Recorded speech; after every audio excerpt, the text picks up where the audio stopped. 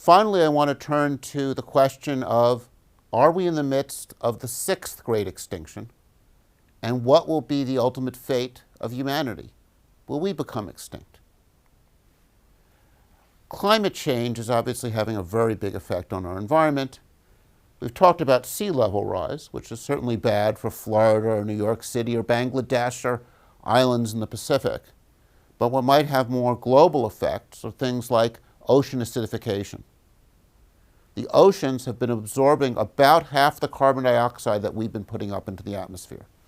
So as we've been putting this carbon dioxide up, half stays in the atmosphere, half goes into the oceans. The carbon dioxide that goes into the oceans makes the oceans more acidic. It changes the pH of the oceans.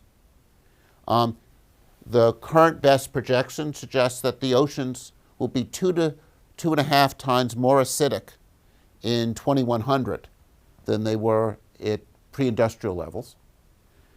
This level of acidity has not been seen in over 300 million years. This will have significant effect on things like plankton, as it will make them more difficult for them to create shells, but it's going to reduce the abundance of carbonate. Oceans play a very important role in the carbon dioxide cycle. Carbon dioxide is absorbed into the ocean, dissolved, absorbed into organic material.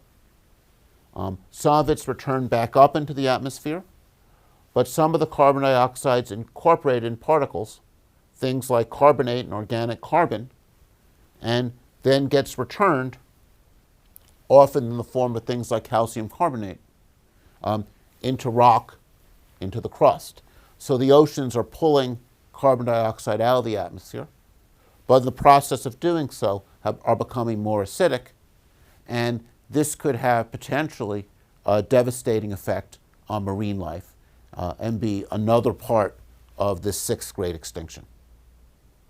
So if we look at what's going on today, we're seeing a rate of plant extinction that's 100 times the normal rate.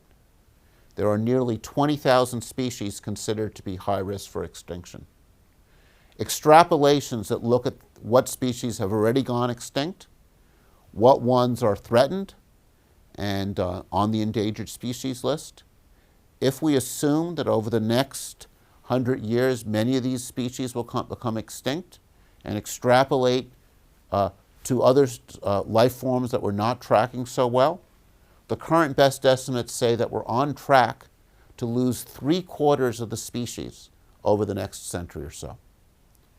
This enormous extinction rate would make this the sixth great extinction, and the sixth great extinction would not be caused by an incoming asteroid hitting the Yucatan, or a dramatic event in volcanization, or a great cooling, but by humans.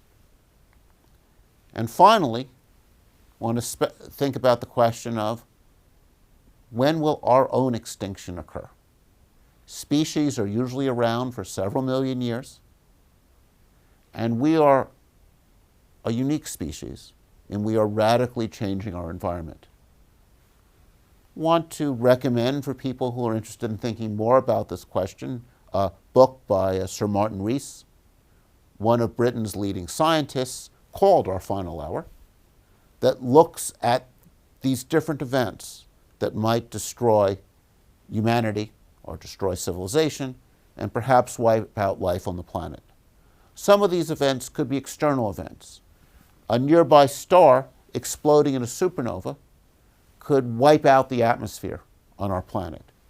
Similarly, a nearby gamma ray burst could completely wipe out life.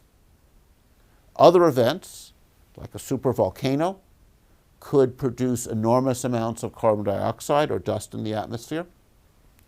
And of course, there's the favorite alien invasion, where they come and wipe us out. We'll talk a bit more about that possibility in the final lecture. Of course, there's the possibility of self-imposed destruction. A nuclear holocaust was a distinct possibility during the Cold War. Hopefully that risk has now been reduced.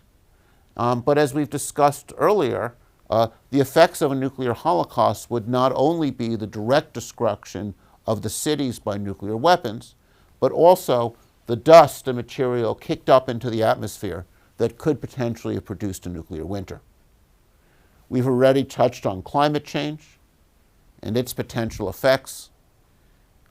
At the level of climate change that we're producing at the moment, it will have significant effects on the Earth, but perhaps not one that will wipe out life entirely. It will produce the kinds of changes we have seen in the past that have been dramatic, but life as a whole has gone on, though perhaps not so good for Florida. Rees speculates about bioterrorist events, where bioterrorists develop new kinds of viruses or bacteria that are devastating to human life and spread and wipe us out. And finally, the possibility of some form of nanotechnology, some kind of bot that self-propagates and survives in organic matter and wipes us all out. Well, hopefully none of these will happen soon. Rees speculates we'll have a 50% chance of one of these things happening to us in the next 100 years. I hope not. We can think about things we could do to prevent this, things like controls on technology. One of, I think, our great successes over the past 30 years was our ability to stop the destruction of the ozone layer. International policy has preserved that, and we now see the ozone layer being restored. Nuclear disarmament has limited some of the risks of nuclear war. People talk about bioweapons control, perhaps limiting some of those technologies. This would reduce the risks by reducing the kinds of changes that could be devastating. And then there's the other side of reducing risk, which is increasing the number of places where humans live. If we have human settlement throughout our solar system, our neighboring solar systems, we're less vulnerable to these events. Of course, when we think about this, we have to keep in mind that humanity's not designed for space.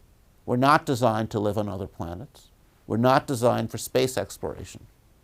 And I think one of the lessons we should draw from our study of evolution is when you're not evolved for a niche, you will change to fit that niche. And perhaps the fate of humanity is to evolve to become space travelers. I'll leave you on that note, and we'll come back and we'll talk about life in the galaxy and the search for extraterrestrial intelligence in the final two lectures. Thanks.